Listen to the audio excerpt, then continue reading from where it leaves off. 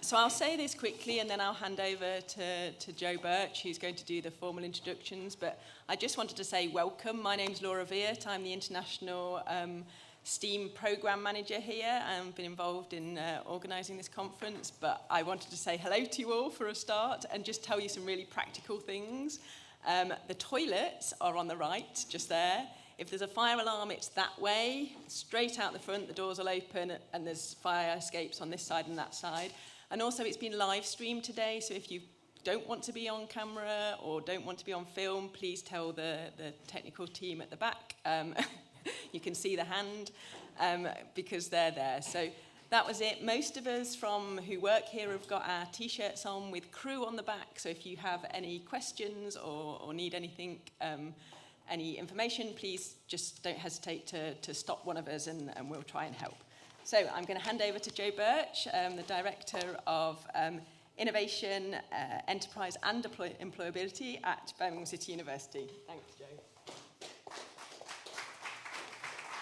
So good morning, everybody.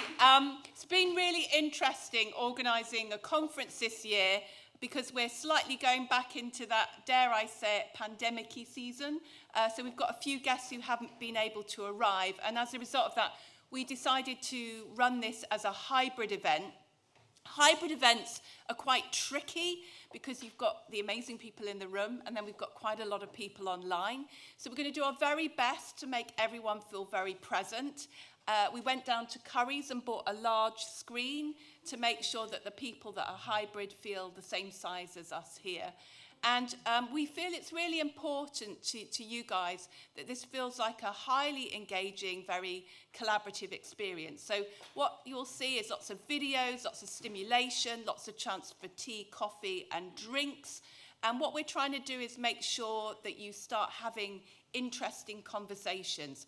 Here at BCU, at the heart of our strategy is STEAM, and STEAM really is about that conversation, collaboration, experimentation, radical openness. And that's made possible when we open our minds and start talking to somebody with an open mind about the possibilities for absolutely anything. What I'd like to do today is just introduce Julian Beer, who is due to speak this morning, but due to illness isn't here this morning. So we've rattled together a small video just to do the introduction he would have done had he been here, to tell you a little bit about what's going on. Over to the video.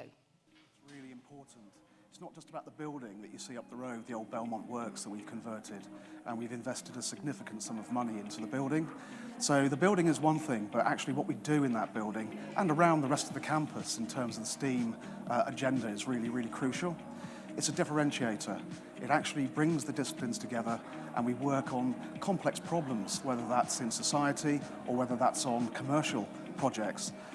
Together, looking at different angles from our different perspectives, and then bringing in members of the community, the business community, governments, etc., to look at those complex problems and come up with solutions. You don't work in silos when you're out in industry, and when our students go out there in the real world, they'll be expected to work in teams with others from different disciplines, and STEAM, and in the introduction to STEAM, gives our students and our staff a real opportunity to get involved in that real world experience. We define 5 principles that underpin all our most rewarding activities: collaboration, conversation, exploration and experimentation, newness and radical openness. We believe these principles are most fully realised when they allow the arts and the sciences to collide, for the creativity embedded in both to be released. So what STEAM House means to me is a place where people with different disciplines, different ways of thinking, different skills, different outlooks of the world all come together in learning and developing and innovating. In doing that, they come up with new ideas, new ways of looking at things, new products, new services, and it's really a melting pot for innovation and growth. We are committed to providing students with an opportunity to learn by doing, by applying knowledge to practice, to do so in an environment where they engage with businesses, with mentors, with figures that are leading in their field, and to take risks and to fail, and by failing, sometimes to succeed. So I don't know about everybody here, but I feel transformation's pretty important at the moment. You only have to go on the BBC News last night to know that we need some serious thinking capacity. So I hope in the audience today we've got a number of people who are wedded to the opportunities that can be created through STEAM in igniting that transformation. I think that we can find transformation everywhere. I think if we have curious mindsets, we can really drive innovative capacity. And if you look, whether it's environmental, whether we look at poverty, whether we look at the need for greater diversity in our society, if you even look at some of the heady issues of driving economies post-COVID, all of those things need people with trust and bravery. And trust and bravery requires a certain way of working in which communities of practice can engage in a highly, radically open way. I think too often we keep thinking about solutions before we've experimented or defined what the problems are. And what I hope you find today is a number of international experts that have been part of our global journey, trying to understand how, if we work differently, we might come up with new conclusions, but also how we might build relationships along the way. Today is about you building your own relationship journey, and I do hope as you discover along today that you sit on different seats, on different tables, and start meeting new friends who will define your STEAM journey. Here at BCU, we're really looking at making sure we can support more community to skill up, more of our community to collaborate. We think that's where solutions will come from, and also where new ways of thinking will come from. And I think they'll form the backbone of transformation in our society. Some shifts in thinking that are not shuddering that they create shockwaves, but are evolutionary so that we embrace change and look for real new ways of doing things. In terms of today, I feel it's been a huge privilege. There are a number of speakers today that I met in 2019, including our next speaker, Seamus Harte, who was from Stanford University. In our journey of STEAM, we went to the East Coast, to Rhode Island, and we had the privilege of the RISD team coming and speaking at our conference last year. This year represents our journey in 2019, where we were really fortunate to go to the West Coast, and then we followed it up with a visit to Toronto, Waterloo, Kitchener, and then to Ottawa. And there is so much stimulating and rich experience of how to successfully bring communities of practice together, both in educational, research, and in knowledge transfer capacities, and really inspired very much about some of the spaces that are created in order to do that, to facilitate individuals to collide and understand new opportunities. So today we hope we bring you some of that insight, because we are a truly collaborative university. We are very interested in working outside of our walls to bring new thinking to support our communities here in Birmingham and more globally too. It's a real privilege to bring up next Seamus, who's got extensive experience across not only the work that he's been doing with the Haslow Plattner Institute, but also as the founder for Only People, where he had a learning experience studio. I was really privileged to be a guinea pig in one of his workshops, in which there was a lot of playfulness and really getting into the grid of stuff. And some of the moving tables that you see here today were inspired by that experience. And some of the new STEAM toolkits that we've been designed were inspired by some of the conversations that we've had with Seamus. So it's a really great opportunity for him to come and talk about his work and discuss the impact of world-class creatives by driving transformational learning. So Seamus, welcome to the room, and if we could all have a round of applause.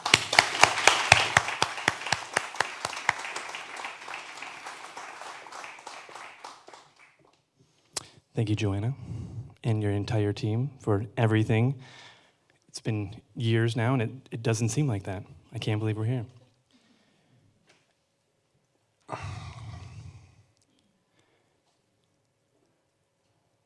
So I need your help. I've been thinking about how to do this opening for a while now, and I haven't figured it out yet. And what I have realized, though, is that I don't like doing keynotes. And I think that's it's a good insight for me, a bit awkward for us, seeing that I'm sitting here now talking to you, delivering a keynote. So we're not going to do that. What we're going to do is actually start with some homework. I don't know if it's homework, triangle work. What I need everyone to do is, if you're on your phone or your laptop, or you're just thinking about something that isn't in this room, I need you to turn that off. And then I need you to grab a piece of paper. There's stacks of paper underneath all of the little kits. And what I need you to do, we're gonna go throwback old school here. In the top left of that piece of paper, I want you to write your name. If you want to go cursive, great. If you want to do all caps, you do you. Whatever it is, get your name on that piece of paper.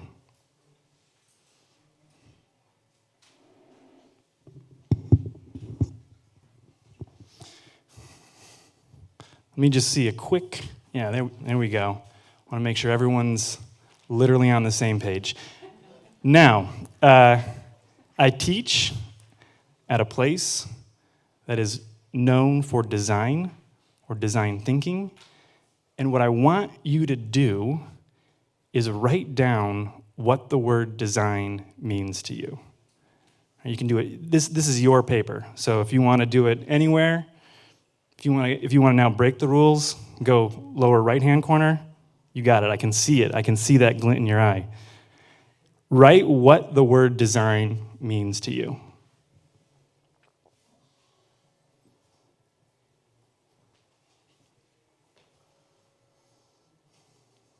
You feeling good? Yeah?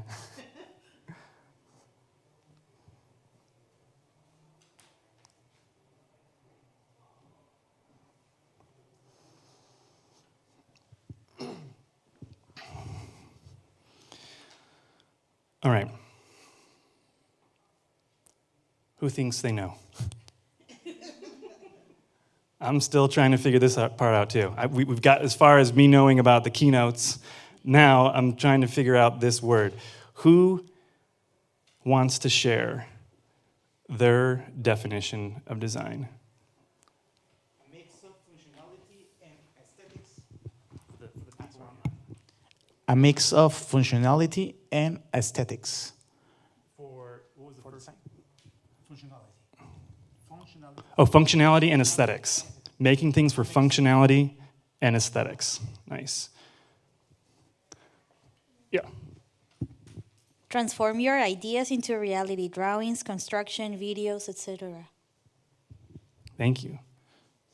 Maybe diversify the tables here. Sorry, we'll come back. We gotta. Oh, hi. It's my favorite quote about design. Architect went into a woman's house. She had a disability, and he was being very precise about how he could adapt the house to her. And he said, well, what would you like in your kitchen? How would you like it designed? And she said, she pointed across the road, I want that man to be jealous of. So it's about, it's inclusive, but it means that whatever you design has this universal sort of want to be. Yeah. So, I love that. It's kind of an abstract feeling, right? And finding then what is behind that desire for someone else to be jealous of it. Some other tables here.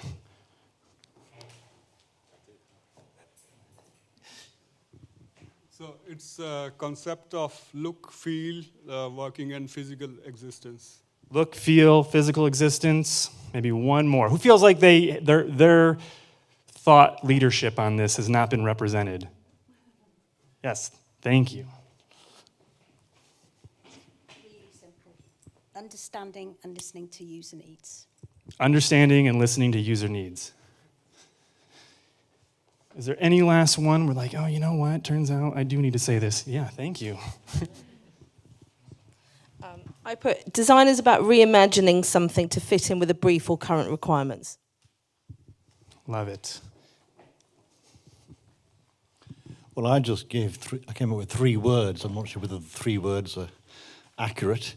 They're just words that came to my mind when I came up with design. Imagination, picture, and beauty. I love it. Thank you. Now, who is the brave soul that wants to call out the people that are wrong? No, those are all right answers.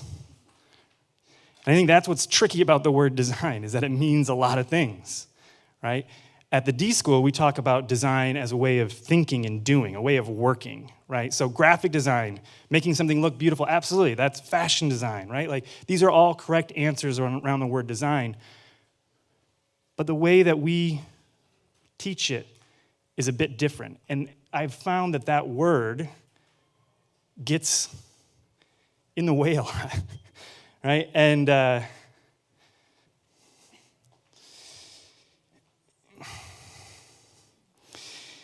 in 2014, I was in hell trying to explain what design is.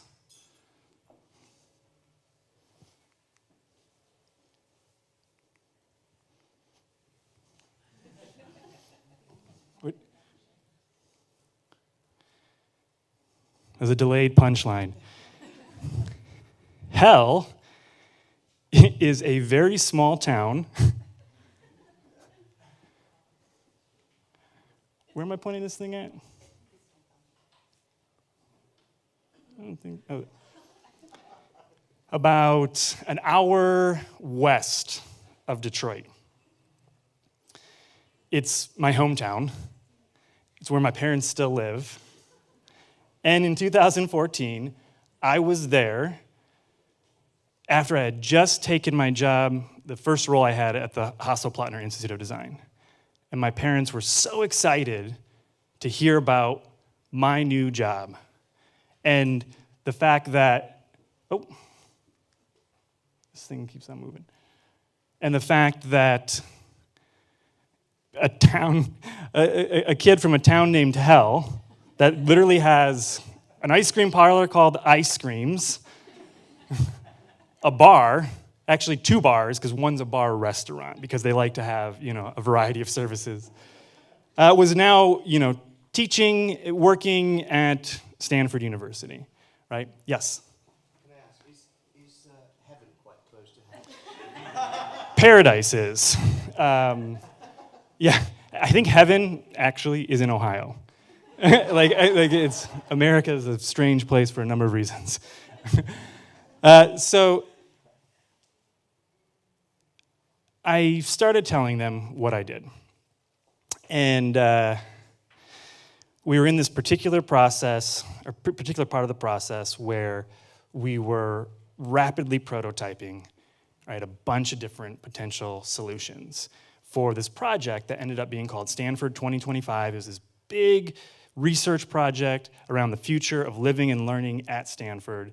And I was so excited about it all. And I also was just completely immersed in the lingo of that new identity, right? Being a designer. And I took about 30 minutes explaining all this and using every single word that made me feel smart, sound like I knew what I was doing. And slowly over that 30 minutes, my mom's face just kind of got more and more, And as I got done, she just looks at me flatly and says, Oh yeah, you always throw out the first pancake. How many of you know what the term throwing out the first pancake means? So it's an American idiom that means when you are making American pancakes, the first one is always shit. Right? Why is that? Why is that? The griddle is at a temperature that maybe you don't know what it is. Maybe the batter wasn't quite right. There's so many variables, right? Even in making pancakes, there's a lot of variables. And the reality of it is, you could sit there and try to analyze the situation the whole time and get it just right on the first try, or you could just pour some damn batter and figure out what you need to figure out, right? And in that moment, I had realized, oh my God, my mom knows more about design than I do, right? And it made me realize that perhaps one of the amazing things about design is also one of the challenges around how you talk about it and how you collaborate, right? And the language that I was casting in that conversation was creating a wall between us being able to find common ground around it, right? Whereas if I had just started with understanding that my mom is a phenomenal pancake maker, right, and has decades of experience in that, I could have had a 2-second conversation, right, about our work, what we're doing, and had that common ground, right? This is actually a photo of my mom on the left, my daughter Luna in the middle, my wife Anne. I found this a few days ago, but I couldn't believe that I found them eating pancakes, right? And then my mind exploded even further because I was like, this is why it's so amazing to be able to talk about pancakes with this stuff, because my mom, born and raised in the Midwest, right? My daughter, a mixed race baby, right? And my wife, a Korean American. And I can have a conversation. All of them understand pancakes. Right? So when I'm building blocks with my daughter, we can talk about that. When the block structure falls down or she's confused, we can have a conversation about design based off of breakfast. Right? It's incredible. And that's why I think what we're actually going to do today is learn, or I'm going to share, over the past decade in working with world-class creatives, what I think is my secret sauce is being able to talk about pancakes. Because through my research in preparation for this international conference, pancakes, yes, there's a place in America called the International House of Pancakes. I don't know, they should not be allowed to name it that if you've ever attended. But when you actually dive into each culture across the world, there's some form of pancake, right? It's some sort of thing that you make, right? And you can have that conversation. And so I'm going to talk a little bit today, right? We're going to talk. I'm going to give you some information about how we do things at the D School and how we approach radical collaboration, all the things that Joanna was talking about, how we kind of embody that. That's information going in, but then we're also going to spend some time getting weird and trying some things, because the thing that I can't stand when I'm at the D School is one of the best resource places to teach design in the world. And in my opinion, if I can't give you something that you can take back to your home, whatever that is, and do it, then I didn't do my job, right? And so what we're going to try to do today is give you the knowledge, right, of some of the things through stories and videos and how we approach the work, but then also give you some of the tools so that whether you want to talk about pancakes or just with a piece of paper, you're going to be able to take that back to your home, whether that's your company, your team, your family, and be able to do some things that make you a better radical collaborator. So if I do my keynote correctly, you will leave, I have till 11? You will leave in 58 minutes with a new mindset around radical collaboration, an understanding of the moments of when radical collaboration can happen, right? And one method. And I cannot overstate the need to understand that these are one of all of those, right? It's not the mindset, it's a mindset. It's not the moment for radical collaboration, it's a moment for radical collaboration. It's not the method, it's a method. There are more methods than talking about pancakes, right? But what I want to give you is a mindset moment and a method that you can make your own. But first, who are you? Right, I kind of dove in with the cold open. So I want to give you a little bit more background about who I am and my journey through, and I would even say a STEAM journey to now at the D School. I actually went to school for music production. That landed me a job on a mobile recording studio called the John Lennon Educational Tour Bus. It's a nonprofit mobile recording studio that tours all over the United States. They also had one in Europe for a while, Mexico, Canada. It essentially was a media microwave. My job, along with the other producers on board the bus, was to let a handful of students, celebrities, senators, all sorts of people onto this bus, and in 8 hours, click the media microwave, and students talk about something that's happening in their community through the life and legacy of John and Yoko Ono, and talk about how they want to make a change in the world, then write a song and produce a music video in a day, so from 9 to 5. It's nuts. The work alone was nuts. We slept on the bus. We were literally in a different city every single day, and some days we would work with will.i.am of the Black Eyed Peas in the morning and fourth graders from Secaucus, New Jersey in the evening. I had no idea at the time, but it was absolutely the most formative time in my life in terms of becoming a radical collaborator, not because I wanted to, but because I had to. I ended up becoming the senior producer of the John Lennon Educational Tour Bus for a while. I also, for some time, was the creative director and director of radical experiments at Nearpod, which is an ed tech company, international ed tech company, but based out of the US. As you can see, I've had conversations. This is me now working with the Lennon Bus from Nearpod, having a conversation with rock stars about how to facilitate learning experiences with the platform, right? So from rock stars to senators, now I'm pitching them, the state of New York, around how to get some of these collaborations to happening, to visiting schools where you're having students learn about John Lennon, Yoko Ono, their initiatives to imagine peace, and working now with these students in P24, which was one of the lowest resourced public schools in New York City. To astronauts, literally talking to rocket scientists about how they collaborate. When you think of radical collaboration and you add remote on it, yes, we had a hard time during the pandemic.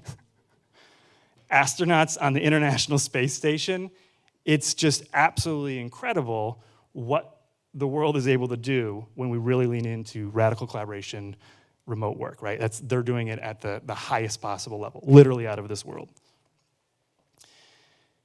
So my current role is head of learning experience design at the D School, and that's the lens with which I'm going to share today, but I wanted to give you a little bit of background in how that works. So how many of you, by show of hands, have heard of the D School? A handful. Great. I'm switching to whiteboard.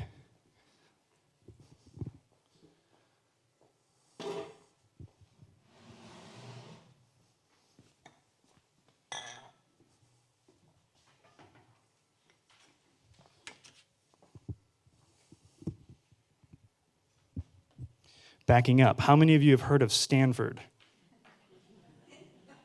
Okay, so we're going to start with that circle.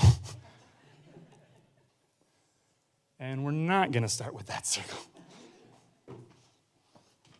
Are these pre-pandemic markers? I know we got a bunch of those floating around at the D School as well. There we go. All right. Lean into the abstract journey with me. That is Stanford. Yeah? Is everyone with me? Okay. So,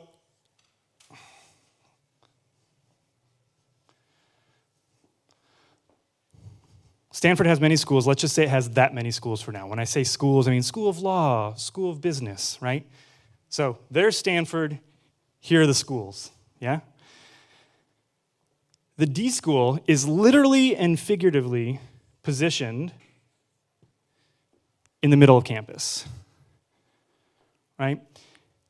As of this year, it's actually issuing degrees. Historically, it was not positioned within the university to issue degrees. It was a hub, right, where people would come and collaborate from all of those different schools, use design as their shared language, right, to work on real-world problems. We're going to learn a little bit more about it in a second, but what I think is important, right, is to see, okay, and to connect it to STEAM, because we don't necessarily use that terminology, but it's very much so the same thing, right? So if I were to say, and I know these aren't necessarily schools, but let's just say at this now, you know, Stanford Hybrid University, this is what this looks like. This looks permanent. It says whiteboard. These, gotta adjust to everything over here.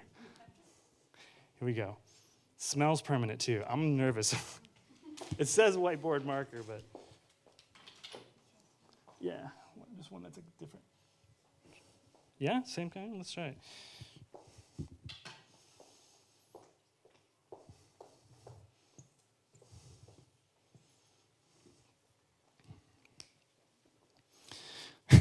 It's a kind of anticlimactic now that right, so the D School is positioned in a way that allows radical collaboration. And when I mean radical collaboration, everything from the faculty to the students come together in project-based learning experiences in there. There's a graduate program, an undergraduate program, and an electives program, right? So if you think about that,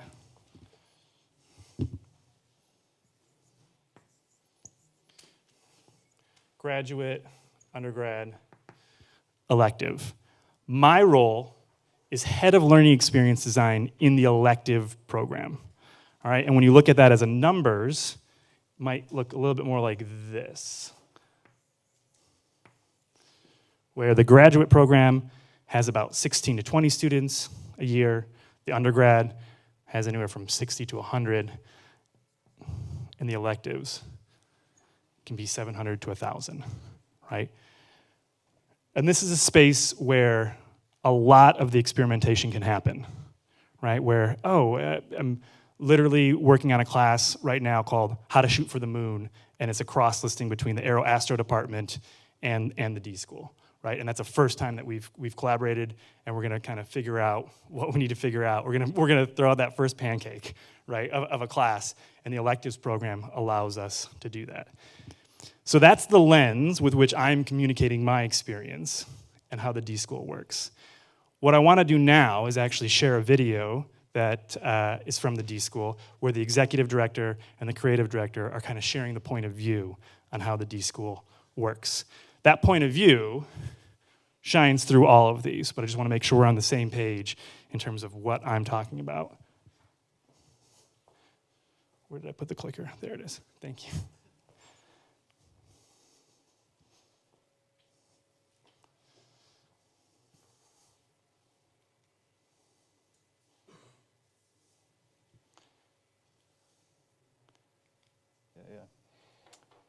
Go now. Turn it up a little bit. I think ambiguity is like the ocean because it surrounds us. You know, if you're on an island, you're going to have to figure out how to navigate the sea. And it's the same thing. We're surrounded by ambiguity. If we want to do anything, we have to figure out how to navigate it.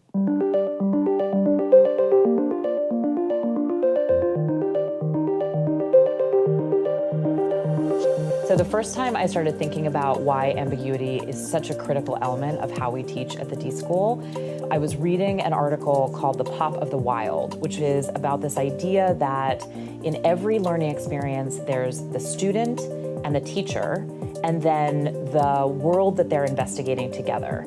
And those things form a triangle. But when you take the world out of it and you're just teaching something that the teacher knows and expecting the student to absorb it, you've basically created this binary between the student and the teacher, and you're leaving out all of the richness that can happen with the full triangle. That really made me start to think about how at the D School we want the world to come in. We want students to be fully experiencing the world in all of its complexity, in all of its frustrating complexity, and not limiting the interaction just to student and teacher. This is what brings the ambiguity into what our students face in our classrooms. And it's really challenging. It puts the teacher in a position where they are not the sole expert. They actually don't know what the right answers are. They don't know what the students are going to design, what kind of solutions they might come up with. And it puts the students in an unusual position of having a lot more agency and also facing the kind of uncertainty that comes into your life when you start to embrace ambiguity as a part of your creative work.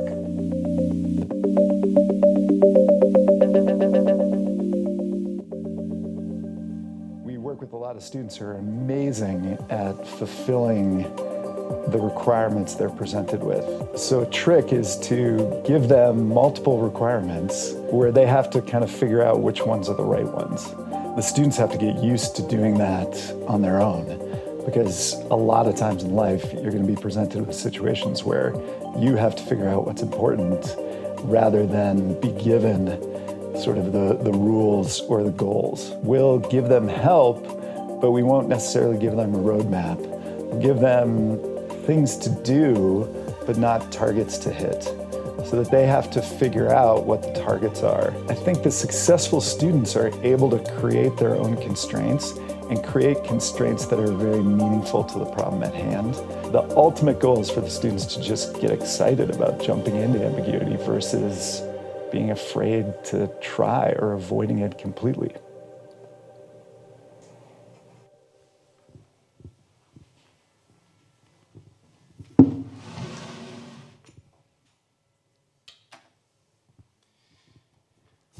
That was a very nice produced video talking about how we do this. One of the things I didn't hear in the definitions of design is messy, but it is absolutely messy, as is our learning environment and experiences. And so what I want to do now is, if that's the point of view in how we're approaching this, right, from the faculty and staff, I want to show another video that shares with you a course that we produced in the winter of 2020. So this is a course called Design Work 2020. It's essentially like a flagship class that's a design thinking studio 101, if you will, right? It was produced, I was on the teaching team for this class, and what I did was simply take a photo. I took a lot of photos, but all it is are photos of the days, right? Where I just take a few snaps. So it kind of looks like a stop motion thing, right? I share that because they make incredible artifacts, and it's a really easy thing for you to kind of take and use in your own classrooms. And it's also going to kind of give you, a sense of what's happening or what a class looks like. What I want you to do, and this can be on your homework or your piece of paper, is jot down what you're seeing, what you're noticing that might be a surprise. Maybe it's, or maybe it's something that's not a surprise and it's totally what you do, but jot down kind of how you're seeing this learning experience unfold. Everything from the activities to the teachers to the space, right? And then we're gonna have a little talk about it afterwards.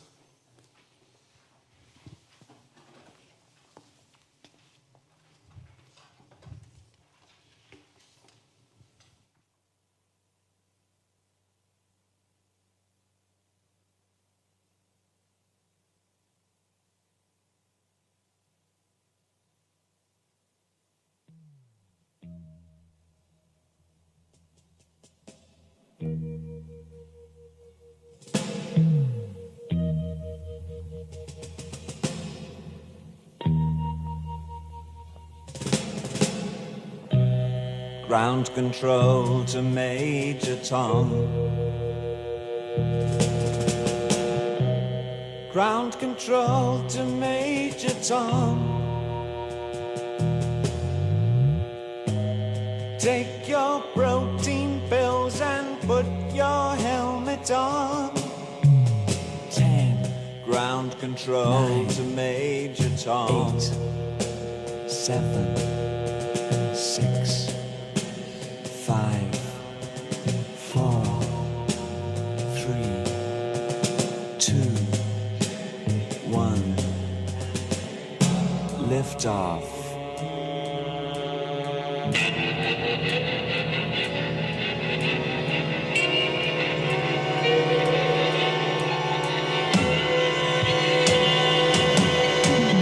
This is ground control to Major Tom. You've really made the grade. And the papers want to know whose shirt you wear.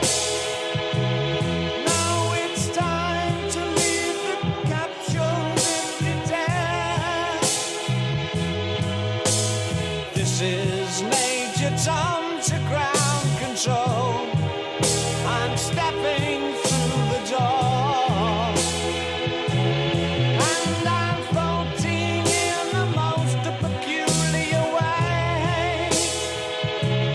And the stars look very different today. For here am I sitting in a tin can.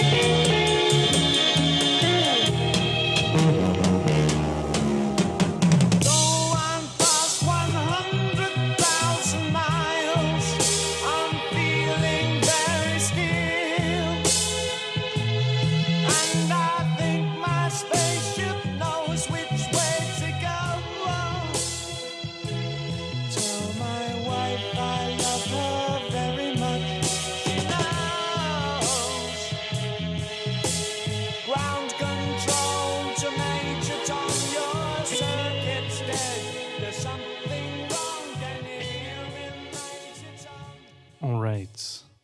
Who jotted some things down? Yes. There's thousands of people watching this wondering what you're going to say. And so I want to make sure that you are crispy clear. I'm doing it. I put stickers, smiles, playing, contained in one space, no computers, hands-on, encouragement, no phones, testing stuff outside, and colourful post-its, yay. That is an incredible. I need to get a picture of that afterwards. That's the most exhaustive list one person has shared with me, and it was amazing. Everything from like post-it notes, right, to encouragement. So something very concrete to something very abstract. That was incredible work. Who dares to follow that? Yes.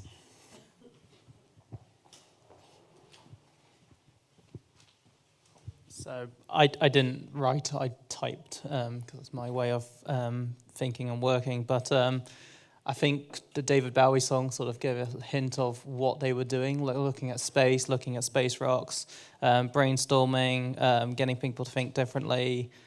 They collaborating on designs, lots of post-it notes, lots of discussions. Then they were prototyping cardboard wearables, prototyping cardboard on a stage. Challenged the students to prototype more, getting them to create more post-it notes and creating like pivoting ideas. And then also the outside bit, was very interesting.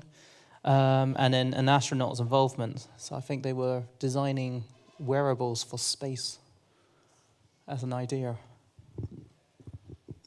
Also incredible work. And so let me talk a little bit about the design challenge there. So, which will require a little bit about astronaut training. So astronauts train for years, right? And go to this basic training thing. And so this was an experiment for a 2-quarter class where the first quarter was all about basic training. So what if we just did a course that built up their skills, whether it's low-res prototyping, whatever it is, and then in the second quarter, those students are able to pick different paths. One was around finance, one was around designing with data, and frankly, I can't remember the third one. So, they were able to transfer that way. That was the winter of 2020, and so it ended up all going online. But what you saw was them basically building that basic training around skills. And so one of their skills was around rapid prototyping with this gentleman that runs a company called Cherigami that shows you how to build anything out of cardboard and using materials with Amazon boxes or other things, right? And so what they had to do is build a backpack, right, that was carrying, that would be like a supply kit for this space mission, for this abstract space mission.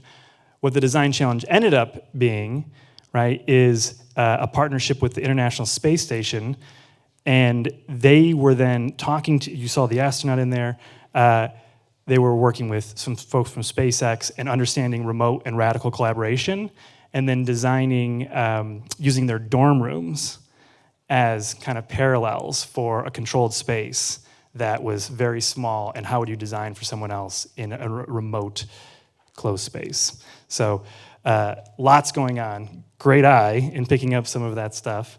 Who else has maybe something that they haven't heard shared?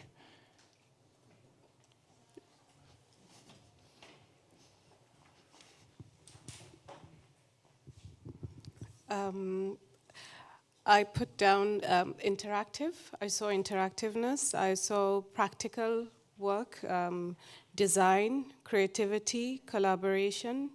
I saw joy in their faces. They were all happy. Technical discussion going on, teamwork, and inclusivity. Amazing. Yeah, absolutely. Thank you. Anyone else before I... Yeah, one more. I'll get you... Yeah, you too. Okay, I put down learning by doing, creativity in motion, craft, and they were enjoying the process design. They were. They didn't know what was coming. Maybe it's my scientific background, but the very first thing I saw was DNA. You got to keep going after that. The right at the top, the double helix. Oh, yes. Those were, sine waves. Out of phase sine waves, but double helix, it looks just like a double helix. That's from the David Bowie music video. Yeah, taken.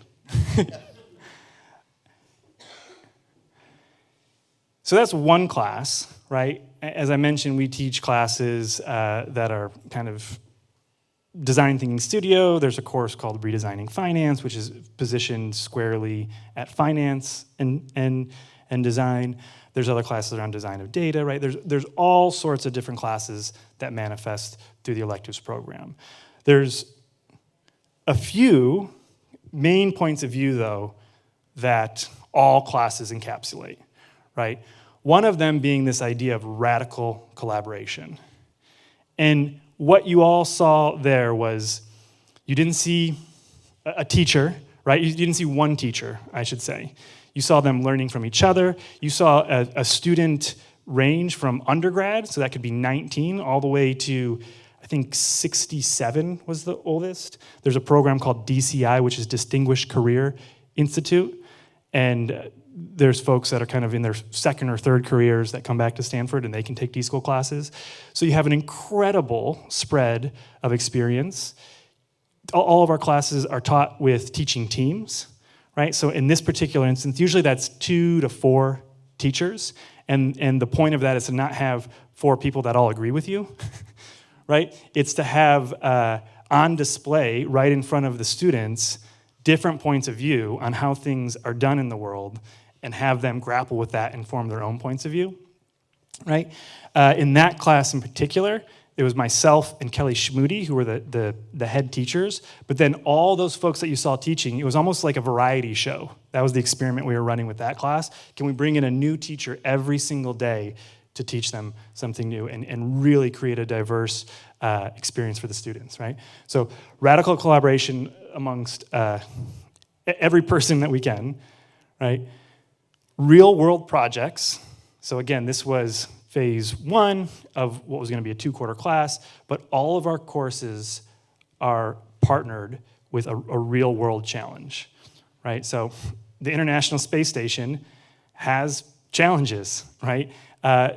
Mickey Sode, who was the innovation manager at the time, was helping us understand those, and down to scheduling an astronaut's day, which seems like you probably don't think about that with your dreams of becoming an astronaut, but scheduling on board the space station is an incredibly important task, right? And there's a lot of design challenges around that, and that's kind of what we were looking at in that project. That can take many different shapes and forms, but it's always an actual problem that is happening in the real world with a project partner that can help the students navigate that. And then unbounded problems, which is to say, through the process of design, there can be many solutions, right? So none of the challenges that the students are working on, math, for example, right? You're teaching math, there's a right answer, right? Most of the time. There's kind of a set thing, and it's objective. Unbounded problems through learning design. If we have 12 student teams, right, there are 12 different answers presented at the end of class, right? And that's the students learning design through radical collaboration and real-world projects to produce those 12 different solutions. This concludes the information going in phase. We're going to have a Q&A at the end, but we can also do like a little Q&A right here before we shift now into some methods for you to play around with and figure out how to become your own radical collaborator. Any questions so far on the point of view and kind of the way that we go about designing learning experiences? Yes? I just wanted to introduce an acronym that's been, some people may have come across it, as Arazaman from Bloomsbury Institute in London. So the acronym is VUCA, which some people may recognize as standing for volatility, uncertainty, complexity, but ambiguity. So in that construct, so this is something that's, has its origins in the US military, but now management, it's getting to management speak as well. So in that construct, ambiguity is part of this messy space. How you characterized it is a bit different, I think, in that it's part of a potentially unmessy space. So I just wanted you to comment on that, because it's often now ambiguity is put into that messy space. Let me make sure I play that back. So you want me to comment on how we leverage ambiguity, not in messy places? Because you're saying? Yeah, okay. So you saw in the first video this idea of navigating ambiguity, our approach of saying, really, that's what we're teaching students. And what we're trying to do there is, at any given instance in life, right, like everything really is ambiguous, and we've just either through thought or production have created some concreteness to it, right? And all the way down to the language we use, which was where I started, right? A concrete language can actually create issues, right? And so allowing some of those things in developing the different design abilities. So one of the design abilities we speak to is not only the ability to navigate ambiguity, but almost a sub-ability around that is moving between abstract and concrete, right? And it's exactly what we're going to go into this next lesson is, if I'm in conversation with you and you're a student and I'm delivering something to you that's not landing, right? The concreteness isn't sticking because of your lived experience. I need to be able to quickly switch, right? And use a concreteness that does work for you to get to that abstract thing. So now we have a common area and come back down on it. Is that helpful? Any other questions before we get weird? I was just interested, you know, because obviously you're looking at world problems and thinking, how do you kind of select the actual issue that you're wanting to work on? Is it about the community and the partnerships that you make? Is that what's informing the decisions there? Because obviously there's so many. I'm just quite interested. That one that you just described before was quite an interesting challenge. So just wanting to know where that comes from and what kind of directs that. Yeah, great question. Many things. So we're positioned in the Northern California, Bay Area. There's a ton of opportunities, right, as is any area.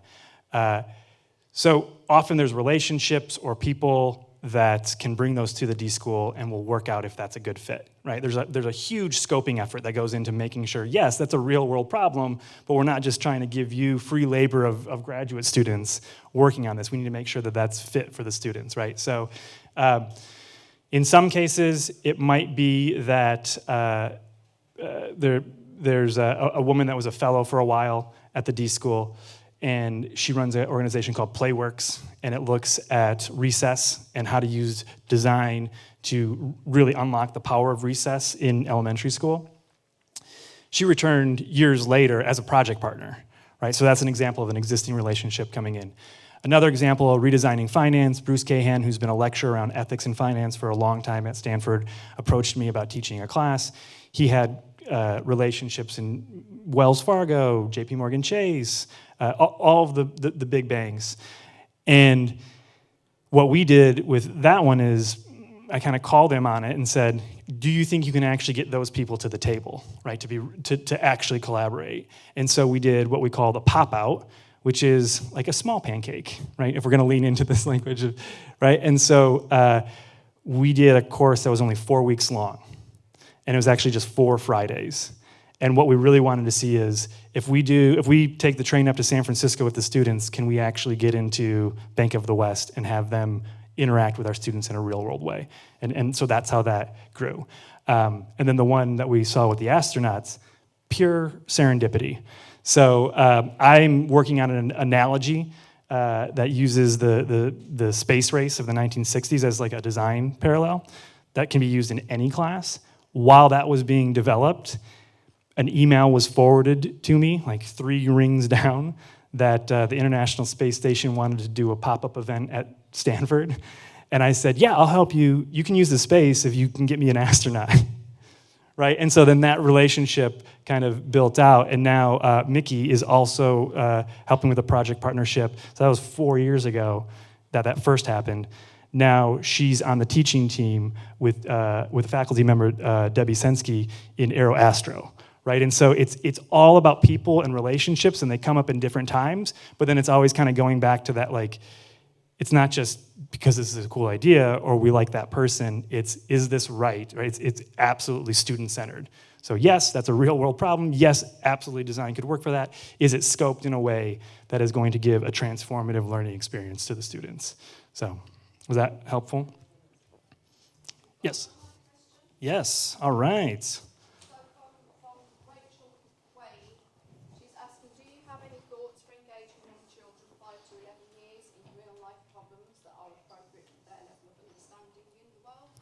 Do I have any thoughts on engaging young children ages 5 to 11 in real world problems? I do.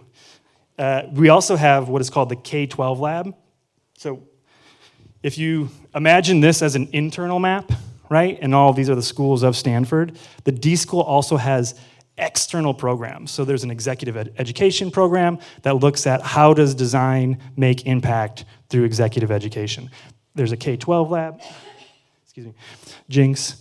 There's a K-12 lab that looks at K-12 education internationally. And so I can share some of the links, and they do amazing work in how to do that.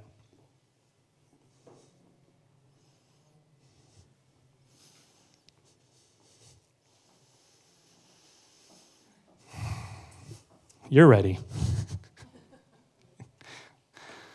Anyone else?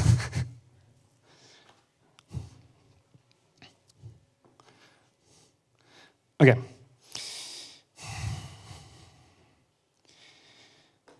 You have your piece of paper. What I'm going to need you to do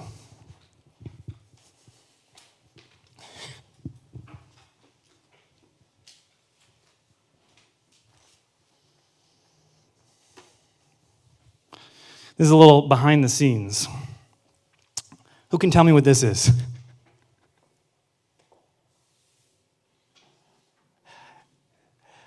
Come on, this is a safe space for taking risks.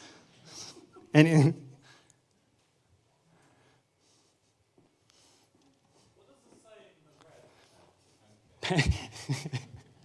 this is pancake. Is that what's that? Tossing pancakes. This is flipping pancakes. It is, yeah, whenever there's more than one person. Actually, I take that back. My own mind is quite confusing, so. This is a concrete example of that. This is how I think, mostly. Ooh, all right. We're kind of getting there. How many of you have a PhD? How many PhDs do we have in the room? Okay, and then even like a master's degree. All right, and now how many have decades of experience in their field? All right, so we have an incredibly experienced room, right? This is my doodle interpretation of working with experts. Okay, so this is me. These are experts. In my experience, becoming an expert in anything, whether that is through a university path and you're earning a PhD, or you have just done your craft for years, you get smaller and smaller and smaller in terms of the accessibility of language that you use, right? It can be anything from, I told you earlier, I studied music and then film. I can have incredibly, seemingly esoteric conversations, right, about time signatures, music keys, the aperture of a camera, right, where if you don't know any of that stuff, goes right over your head, right? We absolutely need, and this goes kind of to your point of the concrete, you absolutely need specificity and concreteness. Like that, it's not a this or that, right? But it does make it incredibly challenging when you have this person in the aeroastro department and maybe this person in law, right? And then you're trying to have a class about space law. Right? Should that conversation only be happening in law schools? No. In a lot of universities and in just in life, those happen in silos, right? And what we're trying to do at the D School is create radical collaboration. And so what that requires, right, is to get people to exercise their ability to, rather than slowly the path of, again, a PhD or an expert where even think about writing a dissertation, right, and then defending it. How many people are on a panel at a dissertation? Like 5? Is that, I don't have a PhD. Is that, can I get actual validation? How many people are on a panel? Two or three. So yeah, so I was double, right? 2 or 3, right? And so now to unlock that and get that to come back up, you need to find common ground and find a new language, right? And we try to use that through design, but as I mentioned earlier, even that sometimes can get in the way. And so what I'd like for you to do right now is take that piece of paper and make it into a cone. It's a hands-on.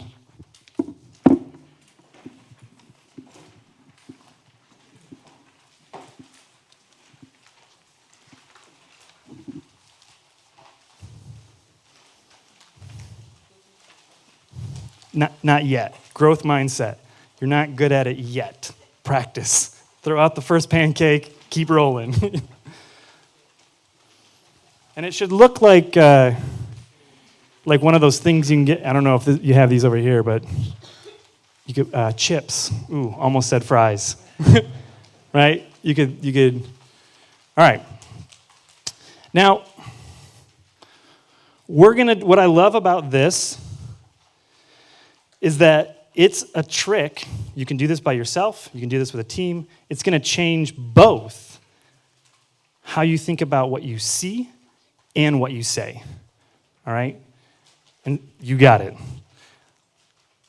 What I want you to do is use your new device, and I want you to look for potential radical collaborators by putting the big part to your face. Go ahead and see how many people you can get in one. How many people, how many opportunities do you see at one time? You probably see like a cheek. Right? It's an incredibly limited. Right? Now go ahead and flip that around. And now look to see how many opportunities are available to you.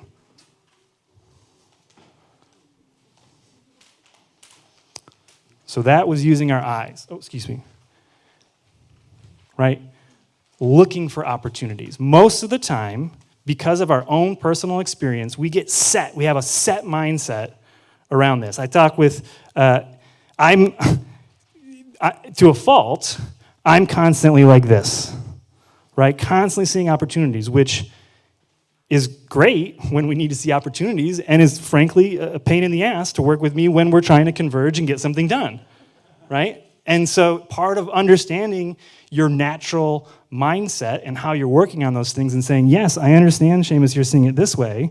And right now, because of the timeline, the budget, our own energy, like we need to see it this way and focus in, right? So it's not a this or that. It's yes and, it's both, and it's being mindful of that process, right? Now, I want you to do that same thing with your voice. Yep. It's an incredible device, right? So what I want you to do first is put that around your mouth and simply say, I'm looking for opportunities.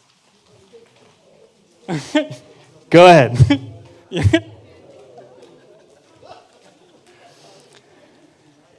You're talking muffled to one person, maybe, right? Versus, yeah, you flip that around, and you got your own little horn, right, where your language, exactly, and he doesn't even need to say anything. It's clear through his trumpeting skills that he wants people to come and work with him, right? And so this little device, right? Yes, you could go into meetings and do this. You can do this with your team to think about it. But then also think about the words you're using, right? When you describe your work.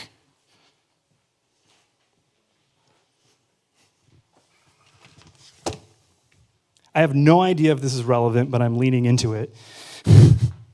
These were. Has anyone seen this? No? These were in the lobby at the hotel that I'm staying at. So it's an industry update, right?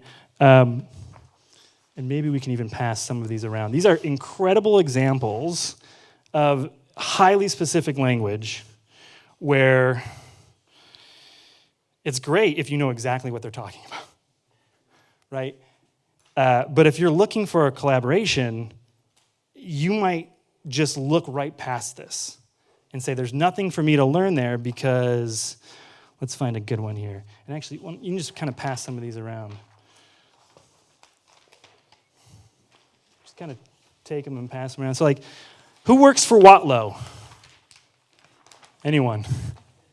Great. Okay, we're going to go with it then.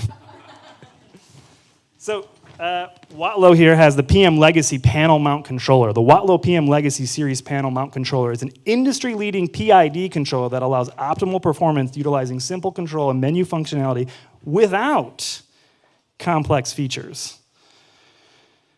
Some of those complex features are a simplified menu, a PID auto tone, standard bus communications, touch-safe package, agency approvals, and 3-year warranty. Who wants to collaborate with Watlow? What can you learn from Watlow?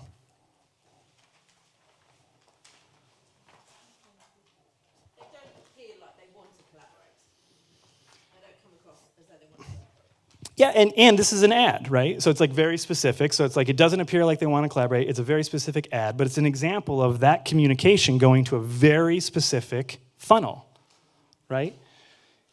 And it's also like, who knows what you could actually learn from them. They might have incredible supply chain, right? They might have a leadership model that you haven't seen before and is incredibly effective, right? There's so many things in there that if you're looking with the closed lens, you're not going to see that as an opportunity to radically collaborate, because sometimes the opportunity in radically collaborating isn't to then work together to build one thing together, but it's just simply to learn from others, right? And transfer knowledge across industries and see new ways of thinking and doing that weren't obvious when you were looking through your cone. Is the picture obvious now? Right, so there we go. Pancakes at the top. If you can get people to talk about pancakes, that's how it works. That's me figuring that out just a few weeks ago. Okay, so we talked about a mindset. If you change your mindset, right, and realize that that's something you're in control of, rather than feeling like that's just something that's in control of you, I'm only seeing these opportunities. If you take the ownership of that, well then, you need to be mindful of the moments to radically collaborate, right? There's different moments that seek that out. As you're approaching, a product launch, that's not necessarily the best time to be divergent in thought or how you're trying to work with folks, right? So you have to be mindful of the process. Has anyone seen this before? The Process of Design Squiggle by Damien Newman.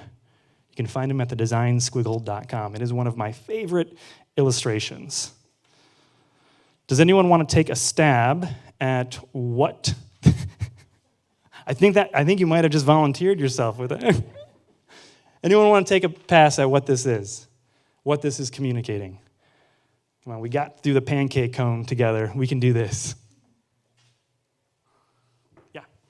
It's very similar to your thing, actually, that you start off with in unintelligible language, and through a series of process, it comes out to a kind of clean note. Yep, absolutely. So this is the design process, and it's messy, right? It's messy in the beginning, and you slowly kind of converge and get that down, right?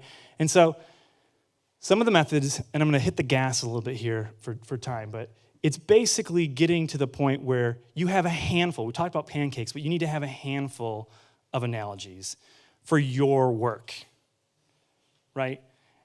And so what I mean by that is my work is teaching design, right? And so what I'm able to do is maybe right here, I can talk to a student or a collaborator and I say, okay, do you like music, sports, or food? Right? And this could literally, again, be a rocket scientist. And if they say, oh, I'm a huge music fan, well, then I can just have that top of cone conversation, right, without getting into the weeds. And so an example of that, okay, this hasn't worked so far. Does anyone know who this is?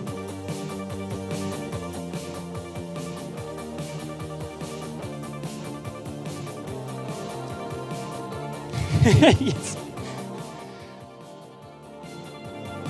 This is only the second most famous music group out of Birmingham. What's that? Yes. So this is a song from ELO. I thought it was brilliant when I found it, and I was like, oh, this is great.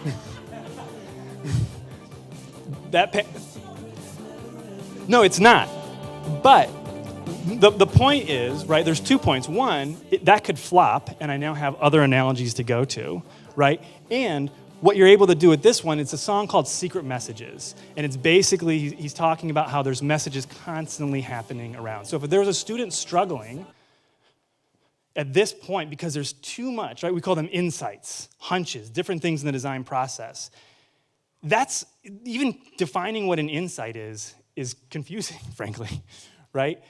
But if they're a huge music fan and they're able to listen to these lyrics and this melody and talk about secret messages and being tuned into all these other things, you've now given them an avenue that their brain already works on to be like, look, you need to tune into the secret messages.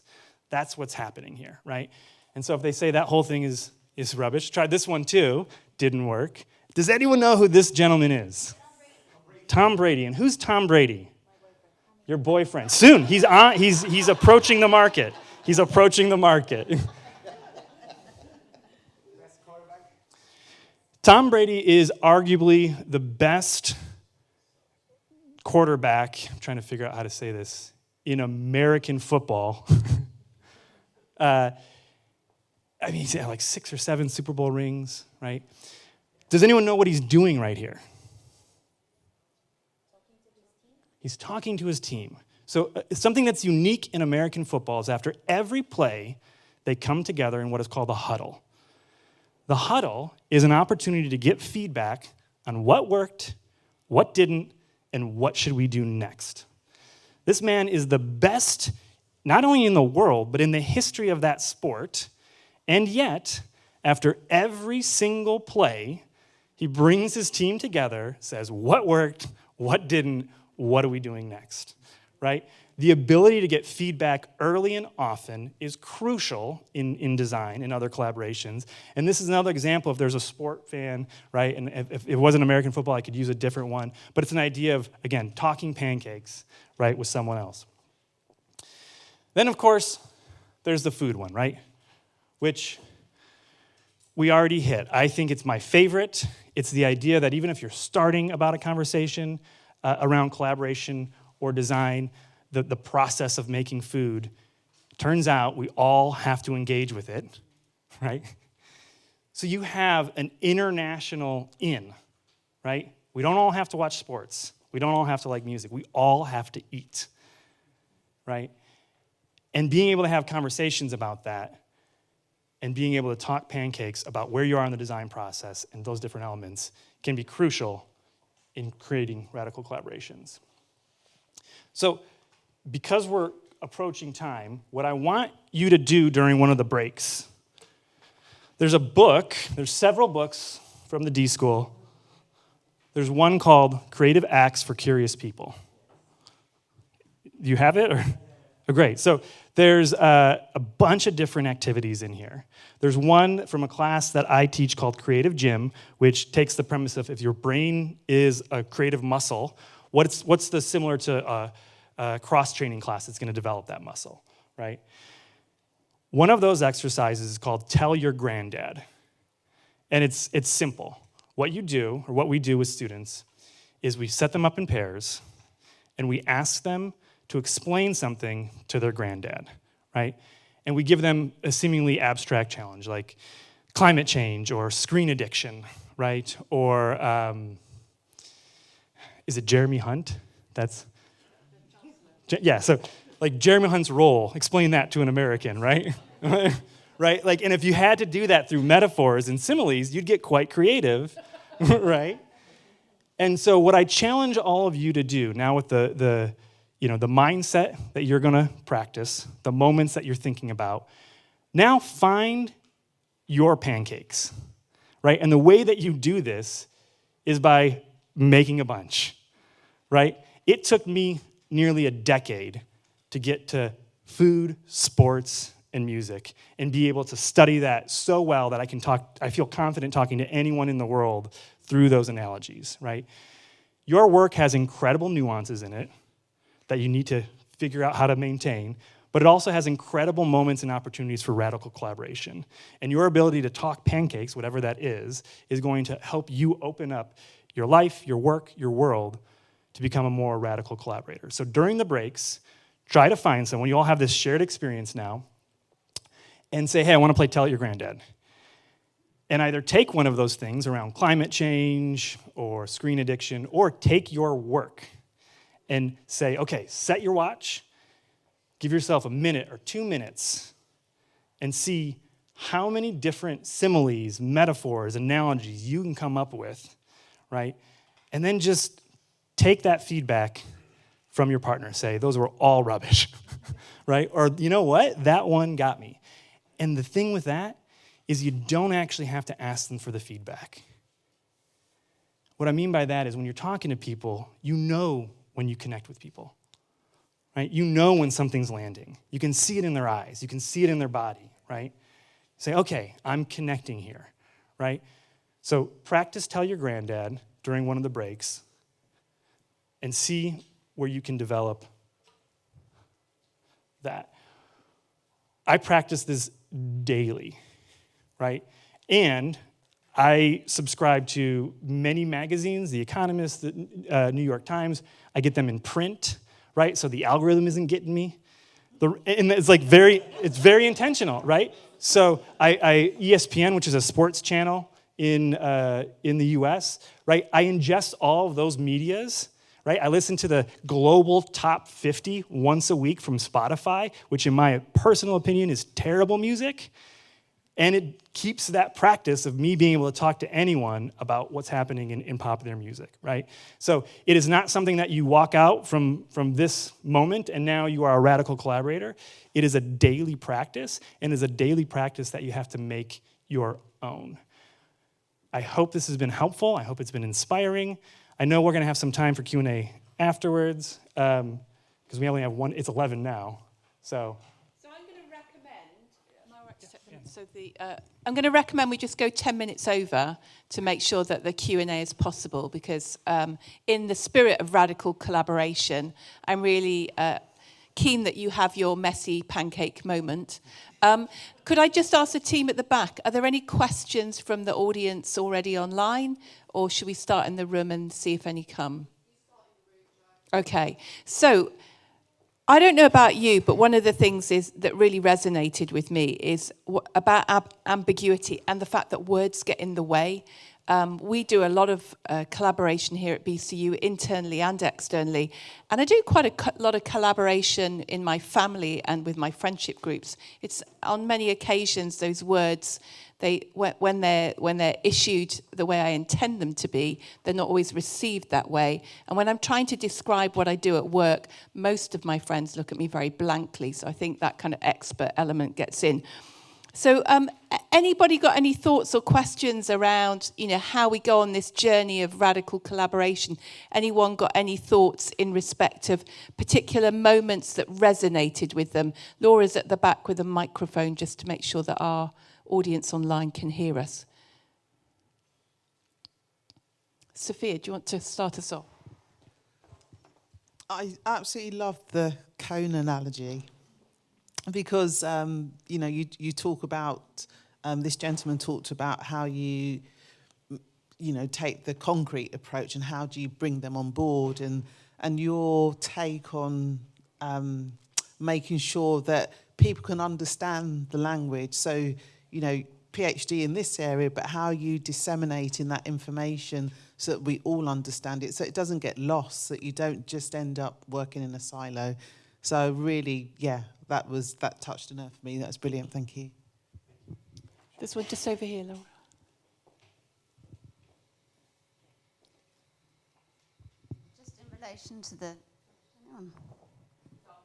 Just in relation to the cone thing, and your opening question about what's design.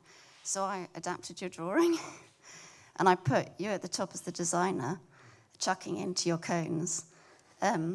You were tossing in language translation systems so that expert A and B at the bottom could communicate with each other.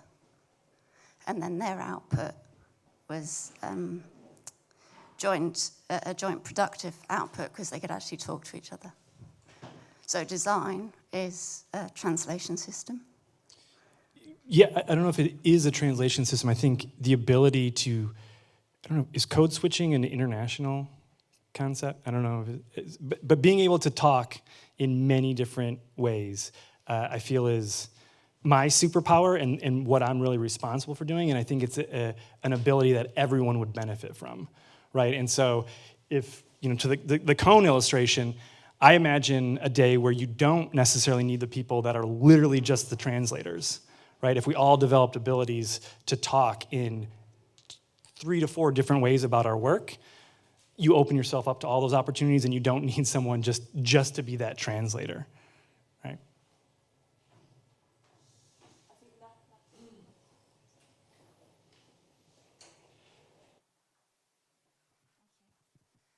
I'm really sorry I arrived late. I absolutely love your presentation.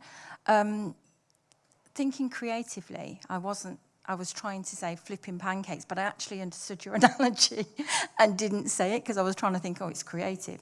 I'd actually wrote knowledge exchange in silos. I am a knowledge transfer manager, so I work with businesses across the whole of the UK. I really get what you're saying, and I really enjoyed your presentation. So less of a question, but more of an appreciation. So thank you so much. Appreciation accepted. Thank you.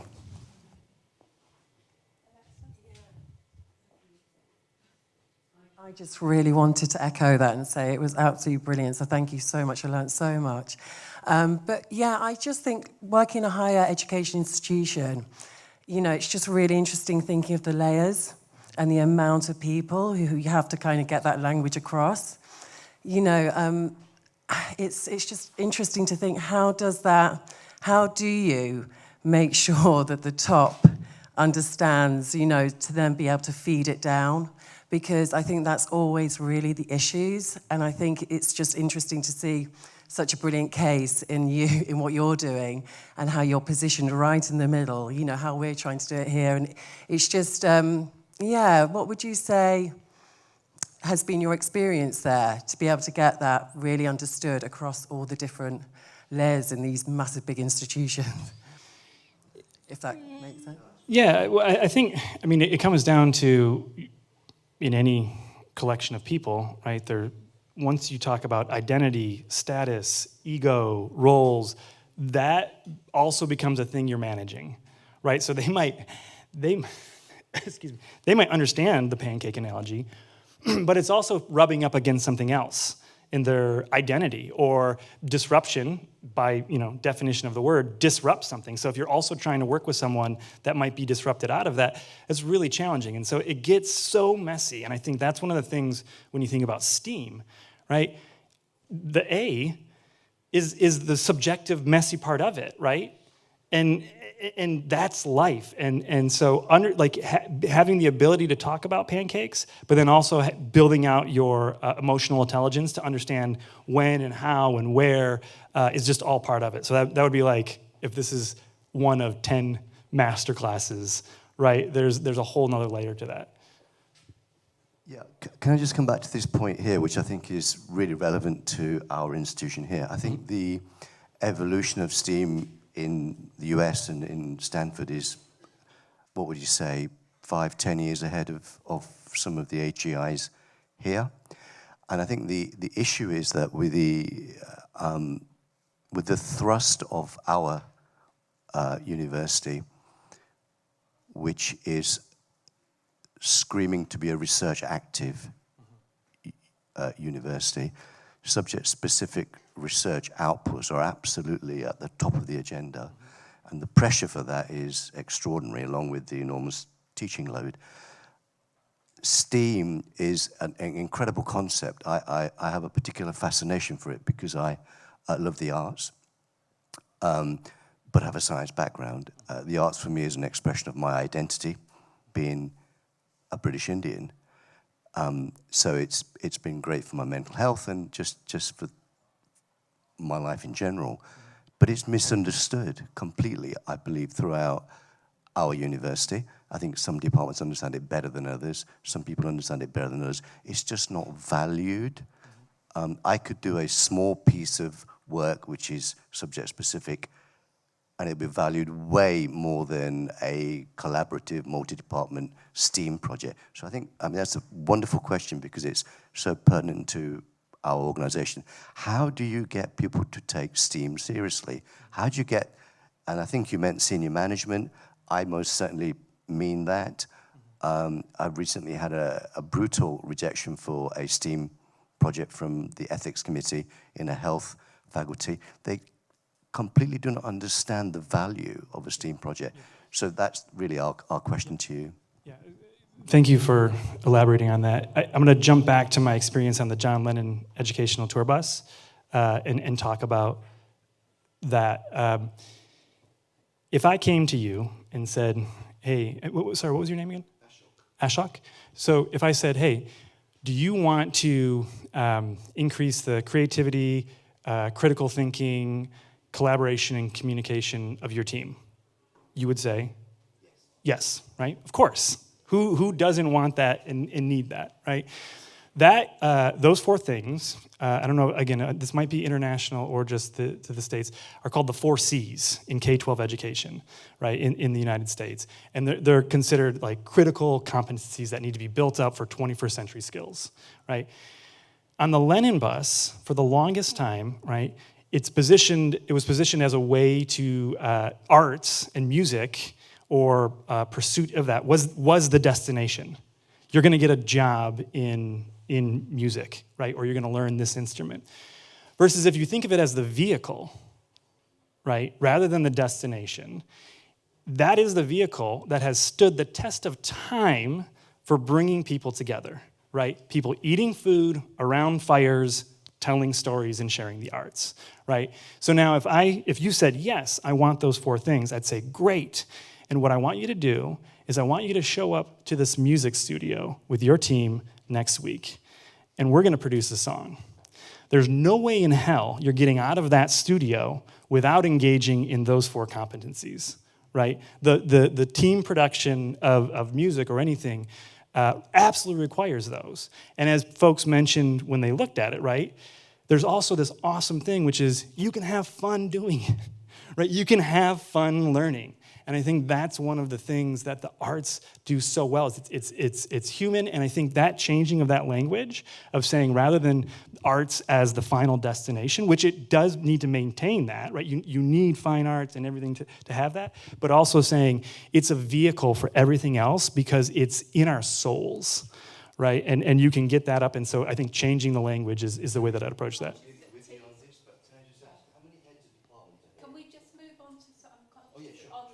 We can talk later. I would love to talk more about that. Yeah. Laura, the online question. Is it working? Yeah, that's right. Yeah, we've had a few comments from our online audience, so thank you.